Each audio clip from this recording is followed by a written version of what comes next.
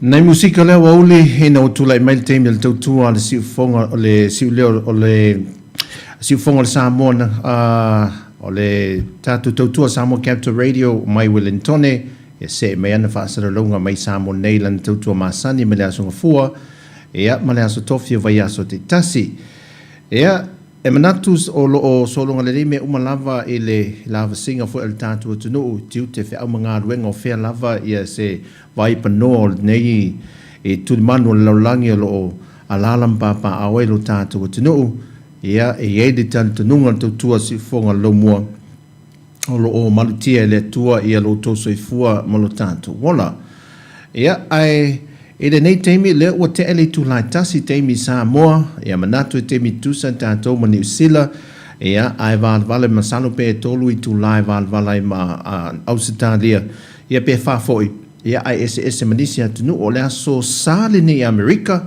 ia ma Hawaii, ia le mai tau atu iai fo le fisui inga ma fituna inga o aso. O le tau I Samoa, ia, solonga lelei, pahaua lo le mea, mantuave vela tātou le teimi le nei, o loo iai malapta inga o le tūlanga o le oafā, ia pe ona iai le valo ia tātou ofisa le vai tau I mulunu, I le nei vai aso.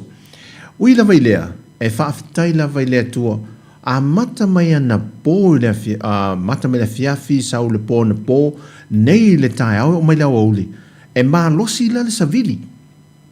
Pero savili la le lana te wheu lana, e se ia le tūlanga le mā losi o le vevelo le la. A e mapu nei lai lalo se la au paolo foi lea, o ne la ngona la leo le malu, a e koma lo lai se faleo. Ia, o mala o nei vaenga nao lo iei a lo o tūlanga le lei, a mātango fia le lofo le tua lungo Samoa le nei aso ngafua le amatango le vai aso e tiu te whe au mangana. Wenga, o te whaatalo whatuai lo tātua tunu pele Samoa e so se turimanu, ia, ma lor soi fua maua ma le langi mama. Ia, ai le ngata fwele whaatai al Tautua, ia le sunga tu fue tasi, ia manau whinga ruenga, a le siufonga lau mua mai le ofisa au tui por lua, ia o le se mai lana Tautua I Samoa nei. Sa whailo mai le vaiason te nei le tātou por kalame le aso tofi, whapena fwele so el tātou ma lo whaalolongia. Whaatala noa, ia mai Australia, mai tau atu lua whaatasi mai, ile so, ia ilunga o peng te whailangi, ia whaia vuise tātou whaatala noanga inisio mta aupu, e fiso ta I lava e maalama lama il tātou tunu, e nisio vaenga, e il fiso ta inga, a nga I fiso swani e nai o tātou, ta ngata I malangata, e misi ai lātou I malanga nātou I ngā ruenga whamai, taimi, ia, ma au meisi na tamai update lai titi, e al tūlanga wa iai, ma o iai al tātou whaamoe moe wholeo mo nai alo atama whanau o lea tunu. En tūla I mele whaavilave I Australia. Ia, e whaatalo whatu, e lau whionga teo, ia, ma loro sei fua malalange mal nei au aule o le asonga fua, talo whalava. Ia, ele swapa man malo, ia so ke riso, fifia whaatalo whatu, e lo fiona sulla Novema li fattono dato proclame dato le tio Samoa capital radio ia o te fapeatu I le ava tele talo falava fapena foi fi lava fa atu ma lo atu ma talo fa atu I dato pa ia malu dato atu no o ma fai ona ma mai le dato sota inga le mau o fie tai mo ne ava no aulo fatalo fatu pa ia le au fainga wenga pa ia le tua so se fata fai taulanga ia tupu mai sa wau matausi ia falupolo to finga mai manga tele se o manga iti o fa pe atu ai te o mai men pongi talofa lama talofa ia teo e tele anisio le tātou tunu e hau foi no lātou si le fia o ai ia lau fionga o fea ia lau tupu angai nei mal whaasino manga neo si o tātou tunu o wa o tātou Samoa o fea lava le me le toloa e ia lon whaasino manga I nei e maama iai ia tuatu le avanoa Paftai ia o au o teo mai iava Anthony Sofe o taimi ua iai ua tea le sutasi nei Vitoria Meponi o te sa mainu nei o Vaie sa fata Malie o Maninoa Tiavea ia o whangae Savai ia le whanga mawhalisia la ia mapaukasi whalealiri o nuu nā o nei tangata tamai tangata ia o le taimi nei o a vea au masui tai whono o le whono whawhautua sa tangata Samoa I Melbourne nei o le VICSAC o le Victoria Samoan Advisory Council te tasi big body ua le sitalaina la mata I le afe iwa se lau iwa sfulu so over the tolu sfulu tausanga o le awaunanga a le nei whono whawhautua e tali ai manaonga o Samoa o lo alala ma papa au I te tono Vitoria ia ma le aitele o Meleponi o disi walaulia po tofinga o leo te tau avina le taimi nei a vea o le sui o Samoa I to tono le whono awa o le Pasifika tono Vikolia, ta ua le United Pacifica Council of Victoria, o le fono whakautua lea o le Pasifika. Vea fo'i au tonu le fono le advisory o le Coroner's Court of Victoria. O le Coroner's Court o le matanga alwenga lea o le malo o vaaia tino maliu si tulou. O tino maliu, ia o la tau whaia susuenga. Ia ona sainia lo le pepa lea tau le medical certificate po le pepa maliu o death certificate. Ona atu lo lea i le ainga o e ona le tangata lea ua malolo po maliu. Ia tele anisi committee o whakautua o te iai, advisory councils, ia o le ambasa i le Melbourne Storm o tangata Samoa, o te ngalua foi i le advisory o Samoan community i le Melbourne Rebels, ia o te iai foi se advisory council e whaile matofono a tai au i le Swinburne University.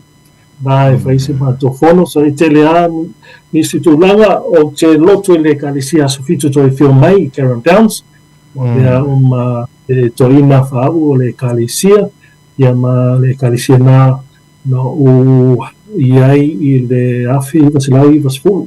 I le alawa i kalisia, le loto e le isui ase, se mea o te tapua iai. So mai lo lai tipi o mai te taimi nei o le alawa o te rāre loi tono le kalisia. Whawhatai mo le whawhasiri. O ale I whaawawina le ta pina whaise tātou ne whaise tā pia la e o le nei aso a teo. Ia, e pau ai pāleni meo le aso ngofua la tō la mtanga o le vai aso. Ia le tono e whaise tātou fsota ingo tātou tōnginga rea o le tāanga me pongi mawhaapo. Le teo o lo tādia le atunu au maia se update bo se tūlanga wai ai I le whaamoe moe o nei ano whanau Samoa ia a wao lele I o mai e le e o mai mai e mori mai o lato tino maliu o nisi vaenga tau whaamahe o su e ngolo whaatino ia e le whaingo fie e fui vaenga I le pa I e start whaatalonoanga o ne whae le whae te tenga o lo ta oto le vaenga o su e ngala leo o iei se ta whaatalonoanga ai ala mai se na o nei vaenga me whae o na whaamtu mai mole si le fia le tātua tunu ia langa o le te talo na whaate ia umana tātua tunu le wha laven tūlei mai langa e o le a oina a fia se vaenga o le tino e la ngona a toa le tino Samoa na e mai ele la ngona foi lele e te talo ia ma moli foi elo whaanga a mai se tūlanga o ia tā penanga le nei teimi au anse me o whaanga ioi ma ua mai Whawhatai. Tato amata le aso sfulu lua o Novema le aso sa lea ina watupu lea whare vlave. Pei ono pai atu inisi so tainga o le kio ma interview. E le whai atu se tala whatatau I le mafuanga ma mea na tupu ai o le awa umana wholosia le au media. O se leitu lea o te tawa veina o se response po le tali atu a le fono fofotua I tu sai ma manaonga o manaia o nisi o whanau o alo ma whanau Samoa o iei le au malanga lea lena kuku ai le whanavlame ina watupu le whanavlame le aso sale le aso spululua Novema na angia lunga le tato televisi nei Australia e to whanisi ali le taimi nā I tala mai tua po o whea sa waina I alo ma whanau. Ina o ta ua le pitonu le Mansfield, o le regional country.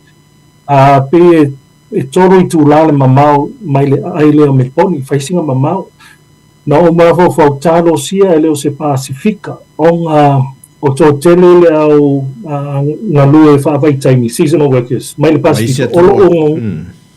Lo ngofo I le whaitu lea. Ia, no whaa, ia, o le aso sana, o le vave au le aso ngafua. Na vidi mai se tasi o sui o le matanga wenga, o lo o whia ngai ma seasonal workers. Na whaso tai mai au mata o mai. Anthony, are you aware of the incident? Where si da fia le mea na tupo le whalavlavele I Mansfield? No, but yeah. Na uloa, whanau wa iei. So mai wa e si la fia e to a whaali I Samoa. O le taimi nana o whanongo I le talana. O pei o ka e lo whaku o o langonga le mafakia ma le whaangongoa. O ngā, o ka kosa mo o le ainga. Yeah. Ke ona I sa no. Ti ngā se vaenga o te tino, I langonga o matino. I just stayed composed and I just thought to myself, o la si tāpenanga, o ta taro foi le li, a mai le mā losi I tāpena iaia le nei manaonga. Whamai le tasi sui o e lua tangata ia le mana o e tala noa ma o e le taimi nei, pe mawhai o ne whaatanga ina a waturongo mera. O le coroner, ma le main senior investigator o le leo. Whai ala to e vidi mai, na vidi mai le coroner, na ofisiri e po ua sida fiau, le mate ngā lui le coroner's office. Whamai o leo te ilo sida fiau e le ilo o mela. So na whamatara nisi tūlanga na tutupu le mwhaina whai lo atu. Ai mole nofo sida fia ma ta nofo tapua I si tātou atu no a mai se ainga pene o tangi I no mamau. O le taimi nei o lo whai ha so inga, whai singa, whai ngata le tūlanga lea po le case lea. So le talo sanga lava le tātou whono whawhotua I a lava le on sai ma le whapalpale le whai ngofia le tūlanga. E peo na wholisia lunga le tātou news le tūlanga ngā oaina I alo mawhanau. So le taimi nei e lei loa se taimi. E lei loa se taimi e tu nā atu ai tino. Awa se I longa wa mae ala to so enga wha maunia nisi tūlanga I mana o mia. O tā ro le pepa leo le pepa madiu. O le pepa madiu nā wa whai o na ngā lue le si face o tūlanga tāpenanga e fo I Samoa. So that's just an update, but o se tala po se di poti I se tama whainga le whono whawhautua ina wamaua le sota inga nā whasota I moa le whono whawhautua I le komisinga. The High Commissioner le whionga ia Aiono e Nari e tana. Ia o le whautuanga le whionga ia Aiono. Whasota I le CLO, le Community Liaison Officer, le sunga ia Awhai. Ia na maua loa le sota inga ma Awhai, no o lau tala lea na whai I le auona nei te uso lea. O le whono whawhautua, we're on the ground. We're ready. O iei mao mato networks will live and establish o le asa na whisosani mana o mia. Ia o le la mato te mawhai atu. Ia na whai mai mana o mia so ta inga manai coroner, because ta ua coroner, e kele coroner o e tele tino ma li riu se tulo, whawhonganga tatuno. Ese coroner mo lea tino. A le fia mo sa o aile. Ia ele I uma mato tala no whai ai le ngumela nea watu sa o ia oi le mo pa te vidi sa o whai so tala. Te update tale sunga ia o whai. Ia no watu ai nisi details e mawhai ona fisosoani. Ao lo tala lea whai masui le whono whawhautua. Lau sunga au whai. O le whono whawhautua lea o iei established networks. Mawhai na mato fisosoani. A lela mato nofo ta wai o le anisi la asanga mato whatetani. O le aso ngafua le na. A solua, le aise fisota inga solulu, le aise fisota inga ai wa maua le fisota inga mai Samoa. O le a inga o le taitai malanga lea. Molo si do fia ma mai se pai e tatu atuno. E toa ono lea malanga lea. Nei patino ai be wharawarabe lea. To wha ua mali liu se tūlau. Ia e to o lua toi ai lea, to o lua o le taitai. Ia le to toi o le taitai malanga. Ia malesi ali o le au malanga lea. So therefore na vili le taitai malanga I lana to o lua, I lana ainga I Samoa. Pe sila fia se tangata le LDS, the Latter Day Saints. E mawhaina o atu, o lai whaatari la tō pe ieise si e mawhaina o atu e watu se upu wha mawhanawhana I la tō. Ia na mato whaatari ina o mai I to tono mato komiti. o se tasi sui o se tasi tamari i ngā lue tono fono fofotua. O lana nis lea, lei lili mai Samoa, e nofo malitai fono. O i le maa matai na mato o loa whaatino le mato vaenga. A wao le fono fofotua. I ei le mato duty of care. A iei se mana onga. O ai le Samoa. Regardless le rato passport, pe passport Samoa, New Zealand, Australia, Amerika, a o tangata Samoa, so tomo Victoria. A iei se mana onga. Ona mato tari atu lea. I le mawhaina mato atu, wawe anu atu mawhapea. Ia, o le mea lea i te mana o mia. O le fafo lea. E whao longo mo mo le fono fofotua. O le anu mana onga. Ia, ona tapena iei se mato ta mawhainga. Whata tau i mana onga lea. So whatever the request is, that's what we prepare, you know, a solution or comforting words. Yeah, o nana o hasotai loa le sunga iau whai. O le mato tāpenanga lea lena mato tāpena mo tai au. Tāpena nei au whainga luenga, yeah, o nei bishops o tangata le LDS, Later Day Saints. E tāpena awa o nei tama ia leito toi, le to o lua, si tu lo le ia e lotu mamona, e lotu i le LDS, Later Day Saints. O le mawhaina matou whapea, le hei whaiwhi au e whakasa, o aso fitu tu tono matou whono, le la matou whaitero, yeah. You have to cater to the specific needs. Yeah, nana, iei le sutanga, na o whasotai le tatou e kalesia, le atra, o lo iei le food bank. Na tungu le tatou piki apu, ma lao uma me ai ese, i tali ai nisi mana o na ialo ma whanau. O lesi ngā luenga le whono whawhautua na tamu whai atu. Ia, mana tua o le whale lea na lato whatasi ai ma le toa whale o mariru. Mana tua, o le toa iei le toa whale, na o le toa lua le. Ai ei le mana o le toa i mana o na ia o le ia. E toa i nofo i, awa e langonga pe e a o le po, pe o whaalongo pe i. Ia o winga ako wa maka ka alo le fidi man ma fa ngai kamai ngai alo ia sorry e o fa longa ko sa valia ko ngai a ori ia nga ia pe o la no sa wa ia o manga o nga but regardless you know whether we you know por ale mana onga ma ko ke kama fai in 24 hours o le kama fai ngol fongo fo ko o sui le mea ngofo ai na mato fai lau tusi, na whaso tae le company, te tau na sui le nofuanga in 24 hours, o le mato tala lea, ai loa sui loa lea, mai le aso lulu, wa umanga sui le whale, mato o atu le aso tofi, wa umanga sui le nofuanga lea nofuanga i tam, ai toa ono fiti, na yuso fiti, ongo ngofo, o kare maa ngai o le mauta le nofuanga, to tele, ai ui lava le, ia le watoa, e ono fiti, fa popo ma le rosa mo to valu ai fa mai pe e tolu nisi potu leia pa no e te matua te le ale ma ngai ma me uma ma ngai pe kolu la ko pusa isa si tulo ia e o le tolu pusa isa nga e le ofi uma le o le tapenanga le fono fo tu fa tasi ma le tapenanga le kalesia e tau mafa i o fatu. So, o mea ano, o mea umana, vegetables, frozen foods, or meat, o mea uma products, o apaingo, o vai, everything. Ia whatasi ma le tapenanga le Later Day Saints, na yuso mamona. Nera na lato atu foi ma lato uta o mea ai, me ta mafa. So, wa fia na yuso parang. So, what am I saying? E moi wa maririo le toa wha na yuso.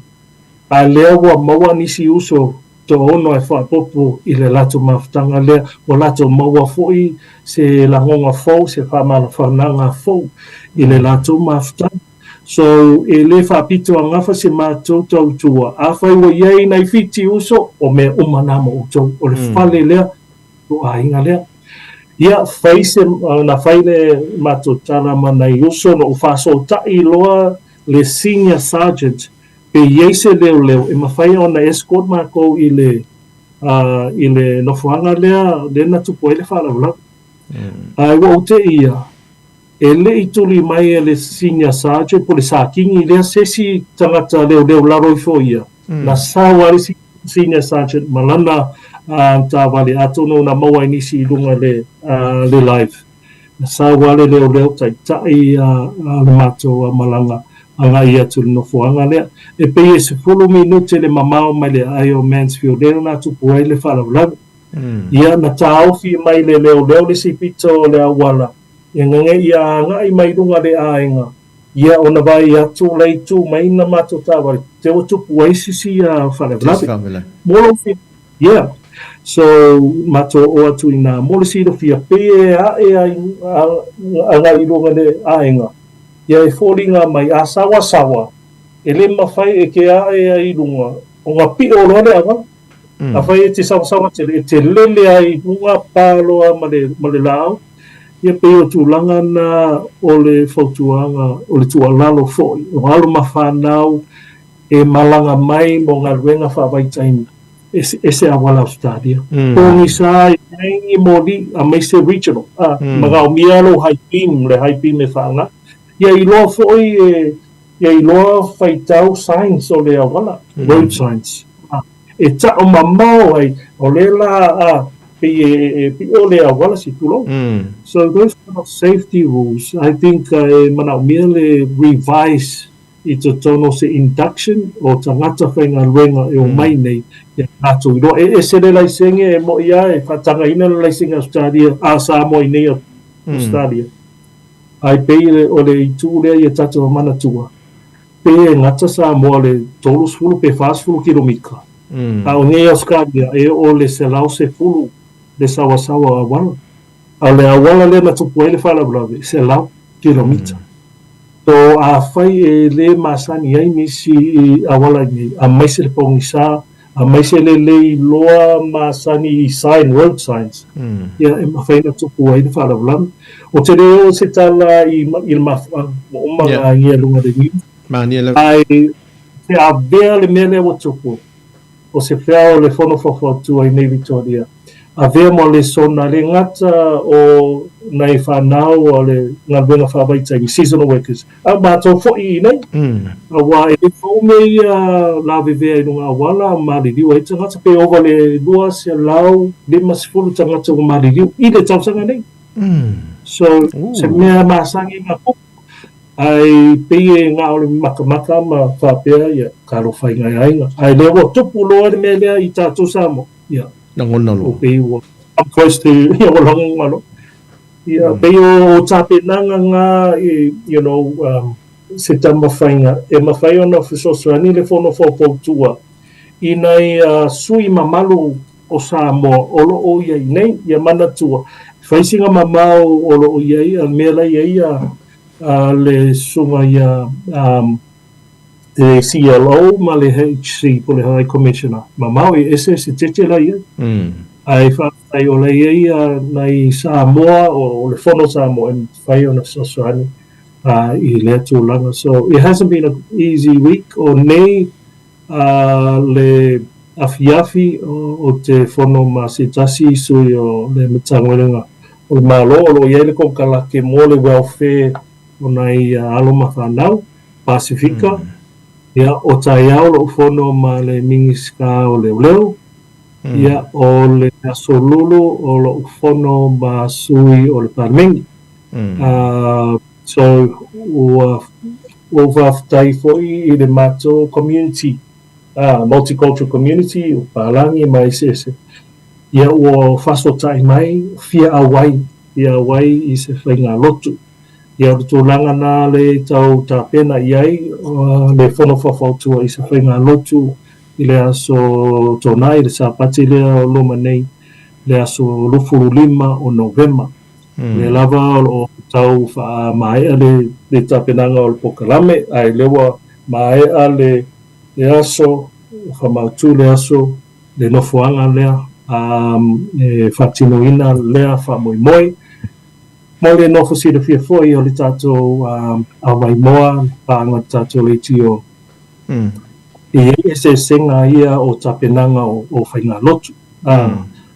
O le memorial service, o le mena patino o sui mamano Samoa, o le mano Samoa, o le o iengi, o la tō i whai memorial service, ia o le whainga lotu lea, o le prayer service, o se mea masani ei mātou i nei Samoa, I whai masui o community, e watu o mai whaatasi, o mai uma e karisia, o mai whaatasi, e tatalo whaatasi, e pese whaatasi, e tali atu tusa ai male mana onga, o na ialo ia to olua, o lai ola maswaifua.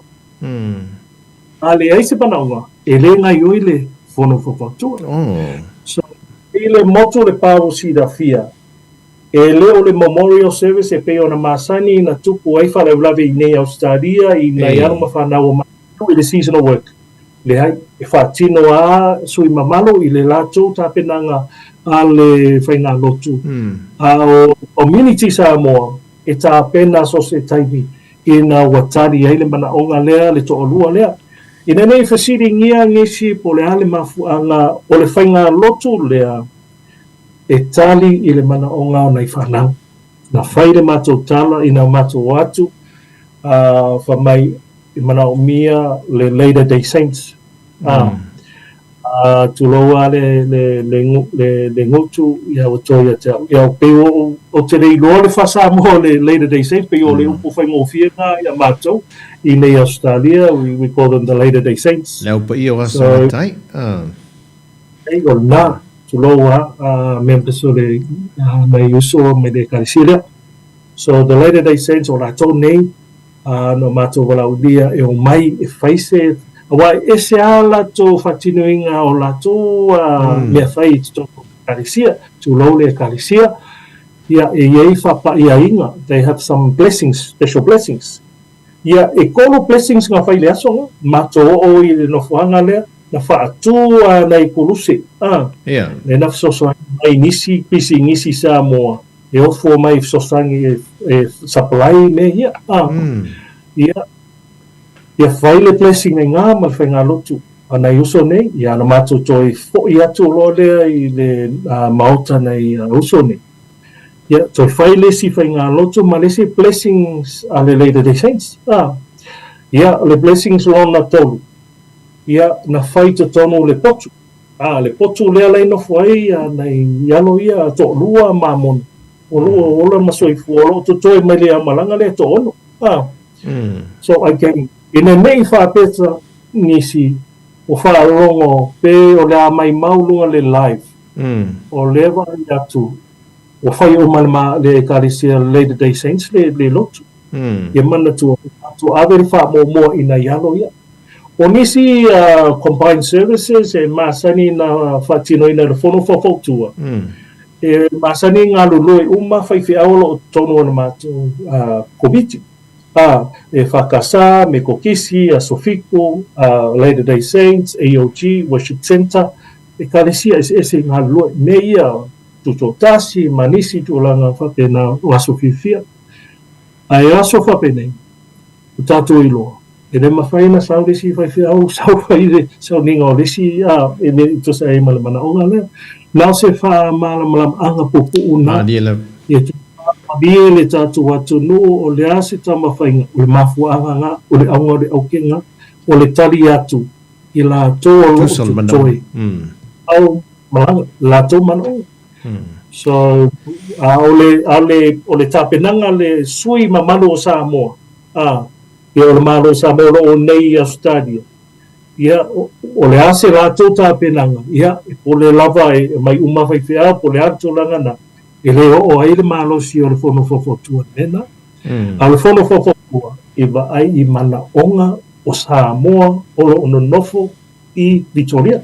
Pe nofo se taimi popo, se contract, i iwa masinga koro kausanga, o ngofo mau, o mana onga o lato o lo ono nofo i Victoria.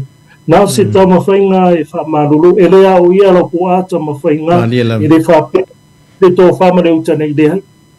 Mātou na liwale tō whamare uta o tupu matamali o le whono whawhotua, ma nei whaiwhi au, o le ase mea tātou te taria, ia o le iunganga. E le whaia tō tasi e te o se whaiunga, o te whisiri. Te whisiri nei ta māma tutua, au sina, e whautua mai, mai se whautuanga. E sosoani e mawhai ona mātou tari atu mana onga ne. Te aua manino le leile vaenga le whaamamlamanga le wa e sau noma fōla sia. O le ava vai fo le tātou whaatalanoanga le tātou pokalame. A toi liu mai. E me whauna e pa e whaamanino le tūlanga fo i lea. O iai se fisota i ngā tō whono whaavai fo i lea a whauwhautua lea o toi nea o stadi. A ngai i le pokalame Samoa nei e whiutanga i e pe whaamanino le tūlanga o tōia na o stadi lava. Iai ese lava a wale fisota i ai pe o le sunga le au whae tulo. Ie uia ngai o tō mai nei whaamanino wahenga ia. Pe a toi tani umai le tātou pokalame mal whaano anu.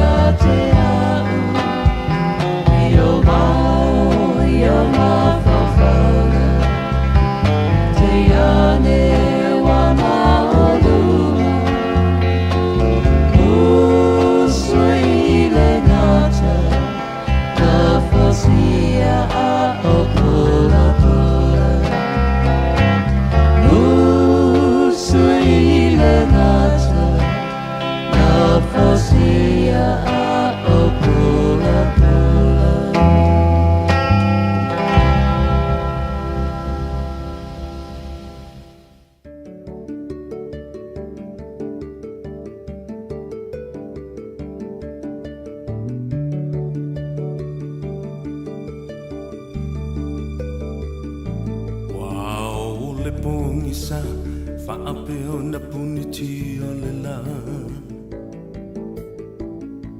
wawa o le langi o le timu fo i le muta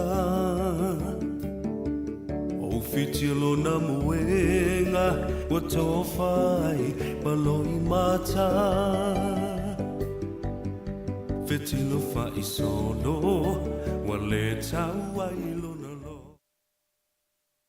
o to sfuma tolu minute ona talo le tula tasi le nei le tula e lua le nei au o le te misa mo to le li malta to po kalame ia to fa a walta to fa tala nonga ia malefionga te o mai e Melbourne Australia to fa tala fa to te o le nei fa o po alta to po kalame mal fa tala nonga ia se mai so fina ngalo pe ona to ina to le sili ia e nei vaenga fo e fa mamla mai po le mei se vaenga e tu sa o mai alto so te inga nei Samoa e tu sa o mai alto so te inga nei Samoa pe o le mea e le e wia a wala ngai o le sunga au fa o fa o lu e le sui o Samoa i tangata tato alum fa na nga lu nga lu fa vai taimi e se vaenga so tai o to pe wo mun fa ta o to ta ia lo le vaenga fa manino le tu lang fa mo le mole Paftai mo le fafsiri, tauri fsiri, mo le nofosi e fia si tato ai inga sa mo lo tapu ai mai. O lo iei process o lo tatia mo fono fafautua o se tete uma Australia. I Adelaide, Sydney, Queensland.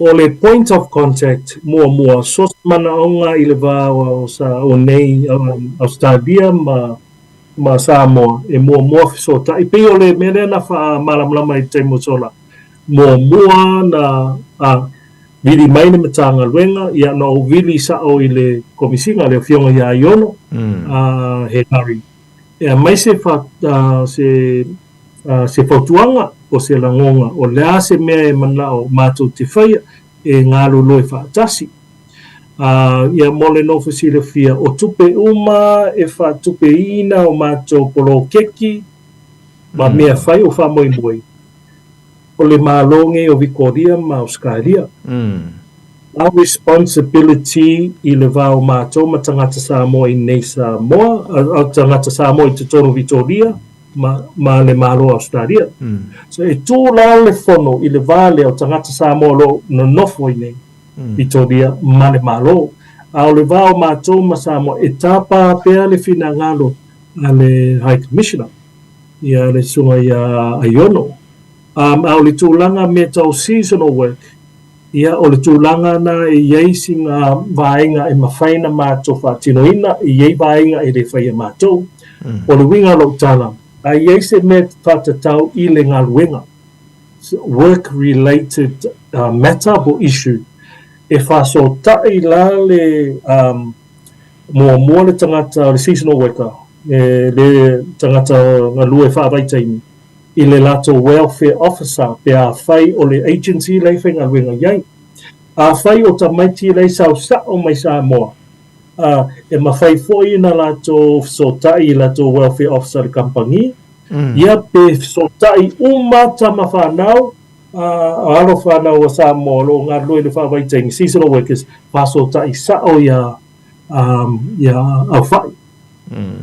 Le sunga au whai o lo avea ma CLO. Au le ngaluenga pe ono whai lo atu le whono whawhatua. A whai e le maua sef sota inga, pe le sef sota inga, po le a lei manao mia se emergency relief within the 24 hours. O mātou lai. A wā e le loa le taimi e mawhaina le mai no ngā telefoni o se tāwari a loa, a lei no ofo mātou i nei.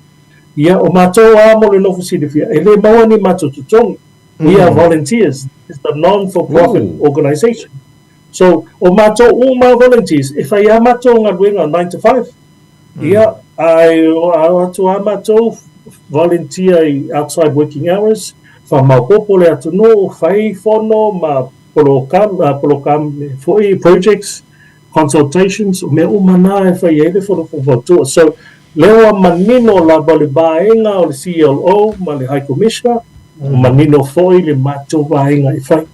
So we are the ground support to respond to emergencies. Ia wamana onga. O le vanga, o lo iei foi le to telo e kalesia. O lo ngafa ma le tūlanga lea e tari mana onga ese o seasonal workers. O lo ngāri loe uma e kalesia, manisi o whaala potopotonga. A wa e tele o mana onga ese. O lava, o i afu. O mea whale, o mea ai, o me supports, o mea kausupa, o lako tax. E tele o nao mai pongi sale to tele o alo mawhana. Mato te maua loa lato, o lo ofisa leo te ngalue ai, my professional job. It's a recruitment officer ma le HR. E o mai nai whanau, e ui lava e le mawhaino o watu ai le ngaluenga wa ese le lato visa. O ngaluenga leia, o ngaluenga o mo lato o iei le PR, permanent residency. O iei nei visa, skill visa, ma whaina whatanga ina whengaluenga. Whafo mai le pokalame lea. O seasonal work is for regional, ma seasonal work. Ia peo tu langa na e le uma le vini mai o ainga. Mana tua iei nei alo mawhana o sosola. O kele le au sosola. O lo alfa fo ang. Ia wa sumu i lato ainga. Masu e mainga wenga. Au ainga ia. O masangi ia. O te avatu ngā wenga, mo Samoa mai Australia ma New Zealand. A lai wha pēa e ui mai sulu mai pē iaise o se sosoanga. O te tā pā lato visa. O nisi wha mai le eise lato visa. E ei lau lai senge o ke i lunga le low system. E ma whainga o sa ili le visa kongo karangangi ma printer. Ma waku ia lako oro. Wa ai lo visa ma le mana maanga o lo visa. So ko kongo le mako lai sengi. Le mako kampangi. E ma whainga mako su e lunga le system o le immigration. E su e kongo wa alo visa. Awa ko kele asa mo whamai. Ia, ma whainga o whainga renga. I le mawhawhau ka seasonal worker. E sao, i lesi ku o le visa whapitoa mo le seasonal work. leila be ai fa le fasipapo o le fama matulanga fa pena ai le fatanga ina tutono le metro I ngaruenga ia factory leo te vai no so pe o tulanga na o lo tele lava company le o ke sapalai atu tangata whaingaruenga steel companies o fale pailake timber le fale moa you know, nurseries, me uma so se fale whaingaruenga o wha whaingofia o mai nisi mai Samoa I nei Melbourne faso time mai au ia ese ala process o te re whapea ia o iailo to mai lo poto masangi no whai o le Samoa pawan mea o le whamau pawan mea na mana o mea a wa tātou tangata Samoa o luas fulo nei tau sanga lo whaile ngadwenga o ngadwenga o tangata labor hire iwe o le feedback o company ngai au skari o masangi lako I kako Samoa le whaingaruenga very good workers e paua le whawitauri, le mawhainga sopa. Ia mea e kupu. Ia pei o le whaamai ngā o ia. Ai ngā lue le lei to ngā lue malos. Le response o nei pule e whaingaruenga. I can't have you to be good at home. I need you to be good at work. If you're not at work, e leise pupe maua le kampani. So pe o le mea ngā e tau mawhai o te rewire, ma mentor le tangata Samoa. You know, you need to impress le whaiwhaingaruenga. You know, e mana o mea lo tu mau. Whaingaruenga aso uma. Nau le walu I tū la le aso. O nā pule alawa le tangata Samoa I isi tū la tutoe le aso. E whai au o whainga mai tū la. O lesi ro whautuanga o te watu. I nei tangata mai whaingaruenga I tono Australia. Vai. Whaingaruenga manga lue se I maua lo full-time, permanent. Mangkua e matari tangata whaingaruenga I le casual. O le casual pe ongo masinga, sifuru lua masinga, se I ai pe karikongo inga kampani au o ese kaka. E le leide whaingaruenga. Maua lo le full-time. O pe yo se taui I lo whamaoni. Ai ui I lawa ina. E le lei mai te taimi al casual na o na mau ala full time o I loa na ala full time a malololo e le fale pe be vidi atu ama e mau ala tupe le sick pay o le annual pay ko e o le pulang o ka alo I mega o mau singa poko masangi Australia ma Australian noise so it's never ending o te tautua I totono o lo unga wenga fai as a profession o te ngā loe foi nisi o ngā wenga fo fautua. There's a lot of time and sacrifice. Ai paua lau wanganga o le matou ngā lulu whātasi, le fono fo fautua, ma le sui mamalu o Samoa o lo o avea ma sui o le maro o Samoa I tono nei. E le tau whailo lau tūlanga I lau sosoani I maro o Samoa, mai si da fia I mingiskapa pe pandemia I painga folea o lo patu ma lo anganga pe matono nofo ai nei Australia o Samoa moni alofa I lava na tamalama mavaya I Samoa mo le si fi o te nei whanau Samoa a tono e whafonga mai nei tatua ai ngai Samoa o rei tamawhai e wha Samoa atu e mativare wha Samoa e re tamawhai atu ia lei sotanga se au na unanga o au na whanau Wellingkongi na usau nei Australia le valu fitu na le whao tosa o te rei foi a New Zealand ngā wola ingai o tala o matua so le o oi o le Samoa e leo se palang wisi tami ia e o le salu ia au o na o ngangu kokong ia pei o le tūlanga na tu lo al whafonganga Samoa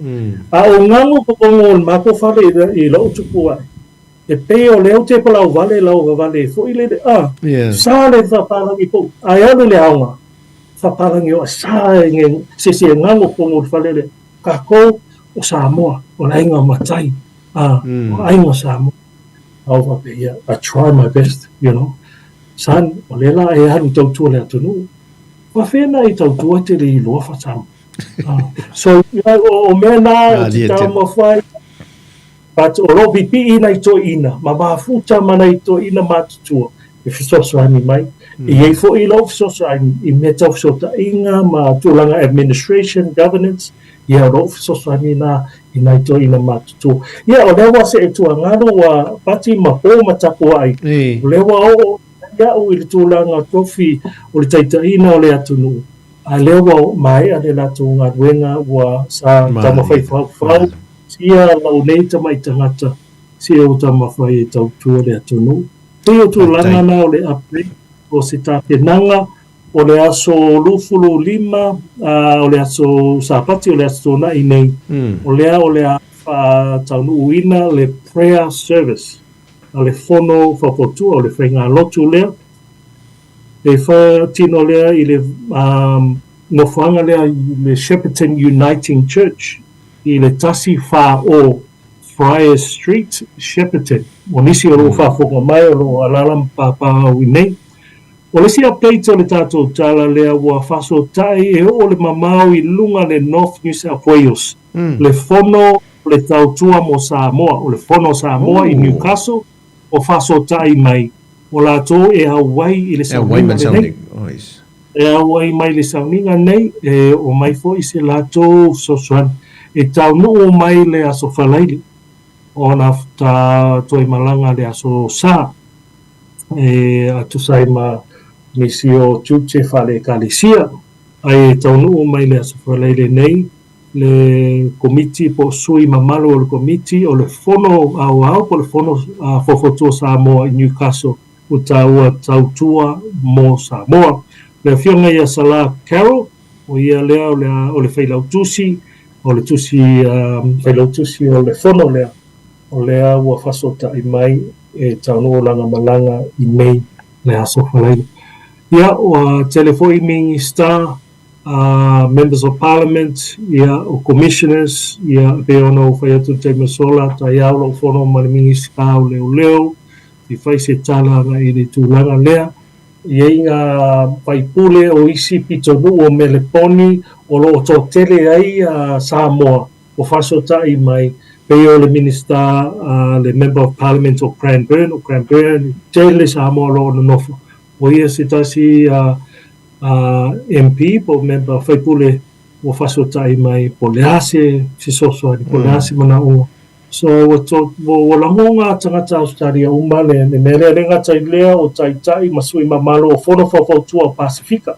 Pe o fono o Fiji, la lokonga, niwe, o fono ia. O le stampai fia I loa le tato wha moe lea I le aso sa pati le la sau le stonai le aso lufulu lima o Novema. Te o whaawai lupe o e sau noa. O le ne I se ha ua e nana visila te pea o le iai fo I nisi wofoane le lātou soaswani. E pusa maliu e moni mai ai ia tino maali liu o alo I o le atuno pesa o lea. Se tasi tamari o le atuno, le sunga I atuno mafono, sa wainga, o pulea le company ma le sunga I Virginia, la ua nei e pulea I le Samoa Funerals Directors, o le tasi company lau I loa I tutono o I nei o Ilpongi, tele o maliu, o ainga, o karesia e whatino I nai tamali I nei. Ia o le lato na whasotai I nā ua maea se tasi interview o le tio mai New Zealand. Ia ia na whasotai mai. Te o le ase whasosani. Ngō whai I ei kuruse ia le la ave kai au le astufi. So mai, o iei ngi suafa o auri, ngi leipo. Ia, o le ngi plates le mea, whamai, ai, lafo mai suafo nei whanau. Ia, ma le aso na maliwai a wae le se titau se amato I asa whanau. So, whai e te anga I mai Victoria, I Mansfield, e te o le I tū lea o Perry's, o ngā le nofuanga lea o lo ia e wha kuluse pai, o lo iei suafa. A tono o iei nei ata e o lafo atu. Sau se taimi e mwaina e tu I lunga, nei ata o mato sauninga na whai, lo suata sesa. Ia se I mai mo atu foi nei ainga ma wo, ma e masangi nei alo ia i se ata si tamai ata si I ai si tamafainga mai vai a le fono fofo ia o le fino director lea na ta pena ia I le pona e o le tai au tu watu ma ia na sawa le to ina ma ta ma so fa ia lunga le tato rusi ia mafai mai lan tala teo e mafai we masangi ate o le asi ta mafainga e mafaina ofisos rani I pusa ia lo me lo fana mo na ia lo mafai you know me e wai tupe ma me tulanga fa pena e o si tangata pengofia ona se sota iai awa e leo se palangi o le Samoa e mala malama ia I tato tu mala tu mafono ne o lana fisosoani ma lana whamama venga I le atunu a mai se whamanianga ia mātou I nei I Victoria ma me I eia na fitoto I ngā whailele I whainga o pay me ia o pālangi you pay up front e le ia se makarean e whapenale whanua oti e le iaisa na pulen you pay up front before e whaisenga wenga pālangi ai si le tamari I lea na iei le maniu o loa inga no fai ai o tato masania tato Samoa ia a maise ia o se tasi lea o loa nga malanga mai Samoa nga maniu ingai ia eleni matua inei ia matua inga poto poto lena matua pongi le wha moi moi lea no fai uso fai o tato Samoa masania iei ale taimi o mai a sosoani o sao ngā le ainga toa motu to mai I te sira fia toa totongi le tato kampani le Samoa ina wa mae a uma le wha moi moi o te rei roa pe mawhaina whai ar pālangi mea a wai runga le tra e sola ale kangata le kokongi mea ai ona le va le ava whatawhata a ia ele nga China e avatu le si tapa fainga ia ma avatu isi falolonga Samoa si dia tu I langa piri e saulanga piri e pau e saulanga piri ka kokongi pe a uma me le tele fa mangia o le fono fofotu ona to tele o matu ngaru re fantastic fa te o mole ava no moa o fai na fa manino ni se vaenga wo o ye ta penanga ma le feso swani o le me manino o le feso swani le fono fo tua Samoa I tu tonu Australia e le tu la me ni pefe ta tu walo mata ma fa nau wa tu ua ma motu ese ma le taula mai o ta tu ai ngai Samoa ia o pe wa matua atu ina ia te o to fo le ni feso swani na tu te lata ai ese mai feso swani al tanto malo I ta iala matulanga o lo o ui atu ai I ia whaamanu ia ai e el tantanunga wa te le sa tau sosoani ia I le tātou malo ai mai se fo I lanto wa tō fia le tātou malo ina ia le lanto fo I pito la awa e le whaingo fie le o atu e le lante le lima afe ia ta mawhanau sa mole na ngā lulu ina ia ai nai e tō e whele tō ai titi lau whingal pena o tō olua nai wa ia a lela wa iei o tau ia e tu atu iei tama whanau e wha mama a venga le ngā luenga sui o Samoa o se ngā luenga le lei matua te lelo na tāua ia e mama manino ma feso soani e o tātou tangata teimi vave lava e mana mia e feso soani a wai vai maila vai ele tūlanga fo ele le mei ai I lantou I lo vai ai ia tātou tama whanau ia wanoia ma le mene ngā lulu e isi a tātou aloma whanau te o whamanuia le tua le tau fo I sao ia e mai se fo le tau pito la au lo lang suai ia tātou atunu wa o le tautua ina tautua na ia Samoa tautununga na o le siufonga le lau mua whaamalo whai le whaiva ia whaamalo fo le manatu ia tātou aloma whanau ia o nai mea tō lalam pāpā wai.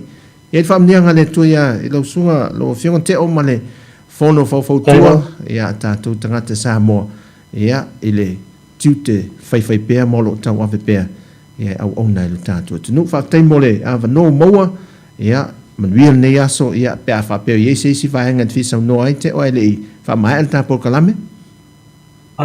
E tasi lawa le vaenga lea na pau ia te au I tūlanga ia o pusa maniu. Manisi ia soswani le community Samoa. I ei nei vaenga e le mawhai o na mātou whaatinoina se vanga nā wa talia le komisinga ma le sunga au whai. E wi lava olo iei a le tapenanga ma le ofo nei pusa. Ia ai e pole lava sui ma malo Samoa pe mana o iei, pe le mana o iei. Ia o mātona o whai mea whalonglong a le tūlanga lea o le whainga lotu.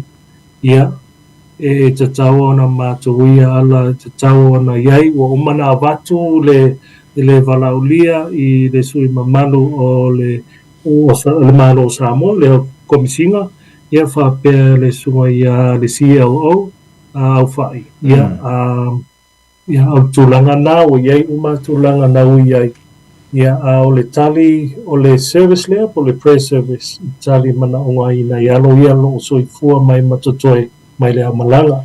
Ia ni tula le aso, momoli atu le anganga whaftai, i leise manguia, le whono whakotua lau sunga ina, na le tatalo le tua, whautupupuina lo whafonga, mai pēr malo, le tino, ma whawhau siri le anganga, awa atu, te mawhainga o lo whia ngai malau sunga, i le tautuina tatu tunu, i ala tatu le tio, whapena momoli atu alo whaanga, mai o ainga ia mai se mai o nu pele o vai e sa fata ia fa pea malie mangingoa o kia vea ia ma sa singa whangae ia fa pea frisela ma le whanga ia pau kasi whale alima ia utau oma mai se nei wo i le kalisia sofitu to e fio mai i lalovaya ma tuanai o kia tu le alofanga mo utau oma lava fa pea tio anko o va wow ia mana ko va fuia mana ko miti mamalo o le tatou project whaftaina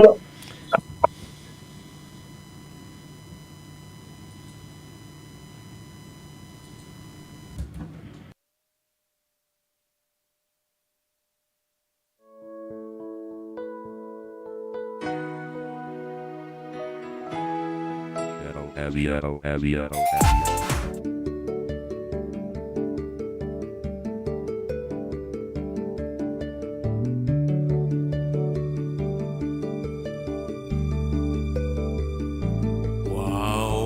Pongisa whaapeo na puniti o le la Wau le langi o le timu fo i e le muta O fitilo na muenga wa tofai maloi mata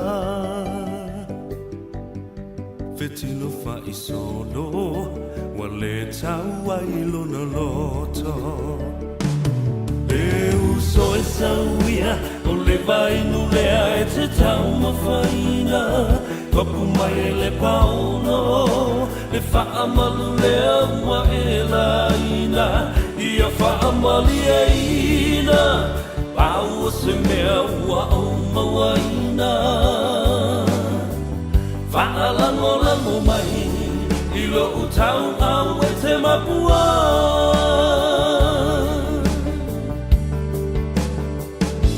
Lango na le fia ai Se fulu se nese I whaalawai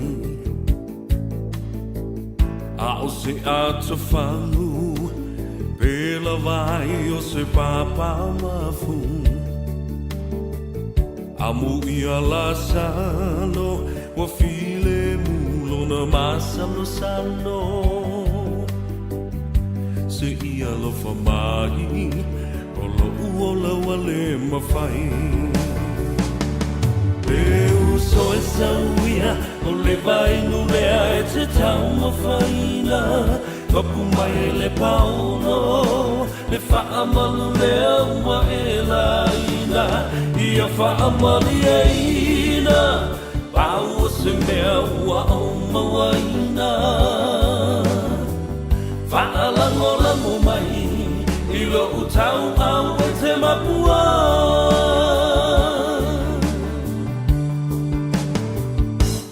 No fi mai mawhia Wa soko ai le tau Nanga ua pia E la fua ina O ia o se tasi e lea na whaina Masoi sai o lava lava le taina Puno masomali le ese upu e fai mai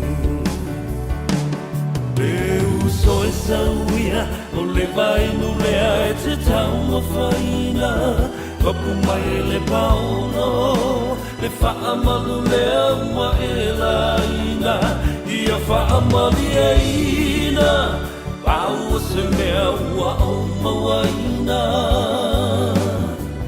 Whaalango lango mai I lo utau au e te mapua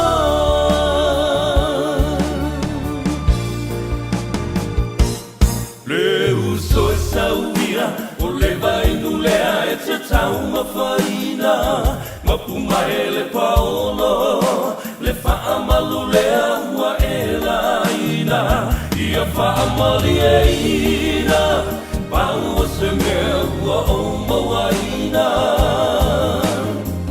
Whaalango lango mai I lo utau au e te mapua Whaalango lango mai I lo utau au e te mapua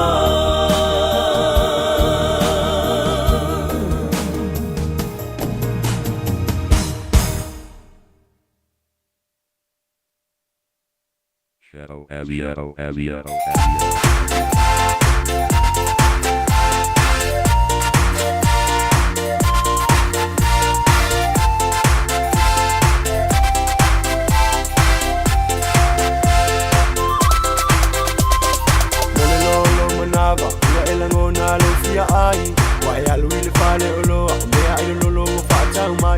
Ai putai mai matino putai ai ole to tele o tangata ole vai li mai fa umai alua ele mana male ai sabani na ole inu mai ai putai mai matino putai sawe sima mai maruwe luwe sima mai maruwe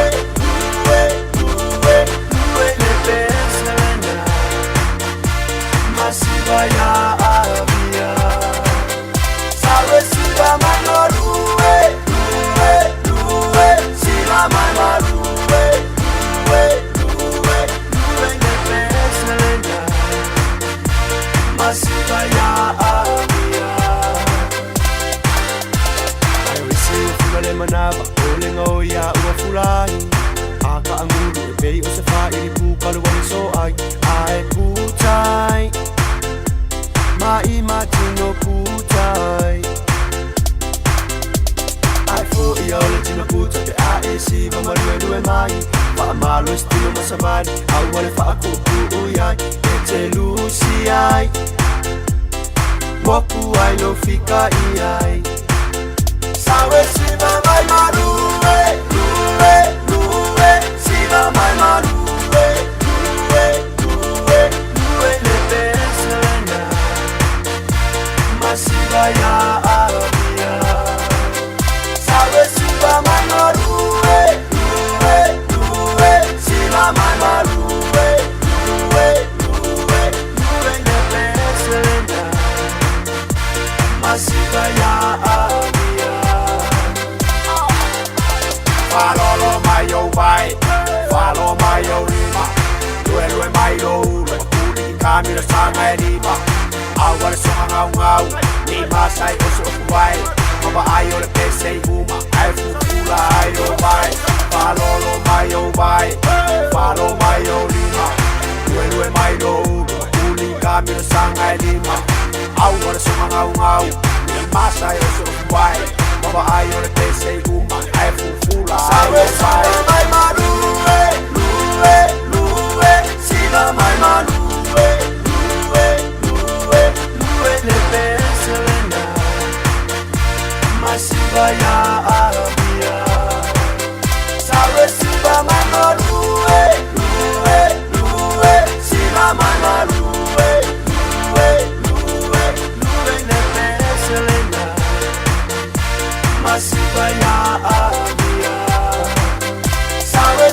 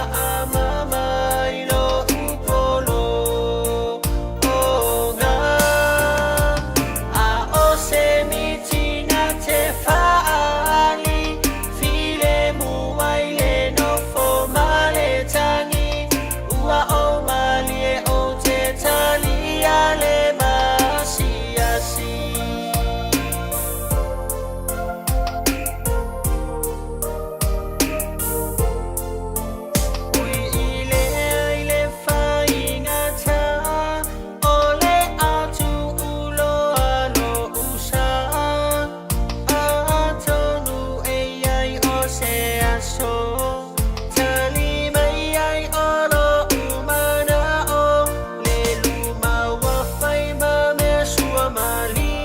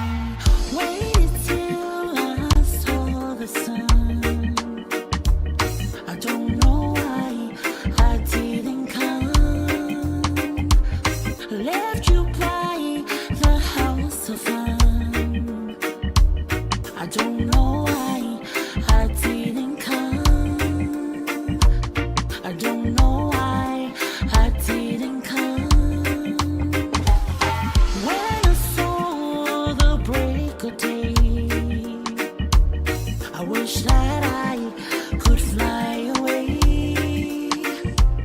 Scared of kneeling in the sand, catching teardrops in my hand. My heart is drenched in wine, but you'll be on my mind forever. Out across the yellow sea, I would die in ecstasy, but I'll be a bag of bones, driving down the road alone. My heart is drenched in wine,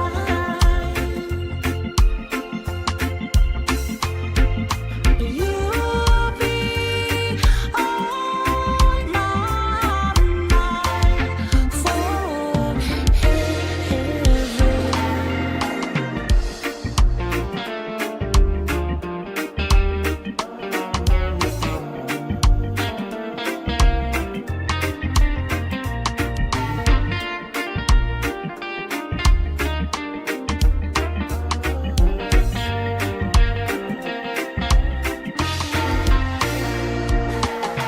Something has to make a run.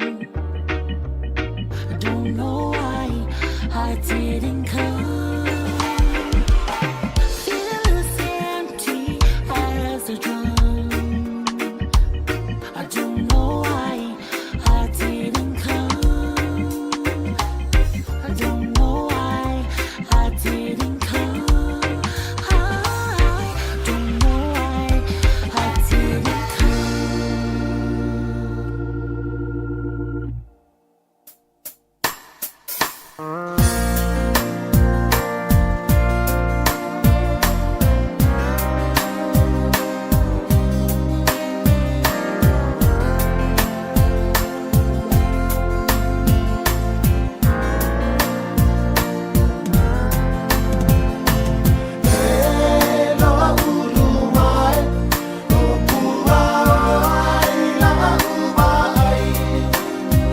Sa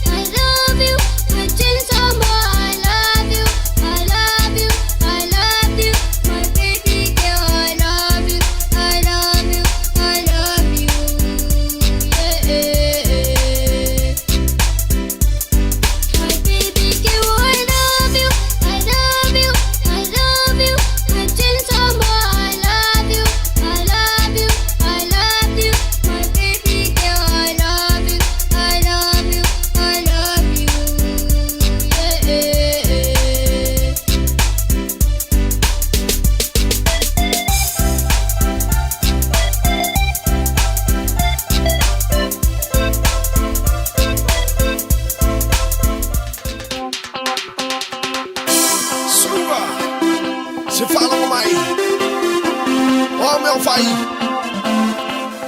e che fia lusiba saulo cao sawia tuna me uma tautua ila siva valiola mutu valio chima ma fai so ofu la fa pu oh tuna mo tavalelo ulu sia tua uma to e pa amu pa tamilo singing nidalo le tenele se fai pu se toia ina e fai le toa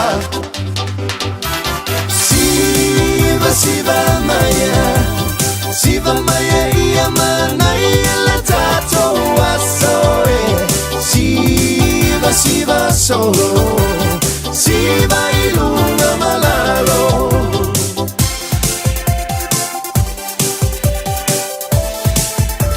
Suma ea so foi la oe si pesca cala Oke por fua oe yo love comes Ole mea eia Sau suso mai iyo au kapa Kai bai bala ia ile music Ngeke ua e koe lose Ia pa umalang dance Siva uma pae bai bale ole masina Eva ai mua oe Pa mua ya ole ai Ngeke ua pa se mea Mu se mea Eli vola ia o se mea Ia ai sauri po ia se mea Sumana moa ole o kele lea Uma ola siva Tau mamoli o ilo ahina Na vai loa I lava soia ina Le ave o ile masina O si eli e vai la na wila Le tele pasi ma le tanga si lida Le pa ovi ua tau le ofi Na lo no foma e oli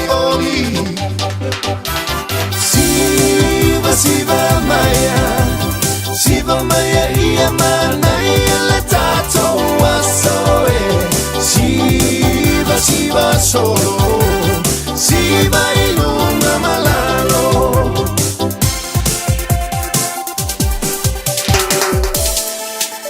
Maria maya olso ina o ma ua neo le afa paya ina o le uno como lo fa maoni lo wa fine se yo le osi o ke pole se mea e lua o a nei le fa sto lua so e mai lo ma se fai te au ke sau ma ua le a la so ma pau se vai o se pa ka tau nge ke ua po su ia kulo ma pau ale ai fo ua le lei ua misi lo laki ka me ki fuma lei ai sao fa va me mai lo la se pong na mola ba ale le e anu le kong Siva maya ia mana ia la Tautua soe Siva solo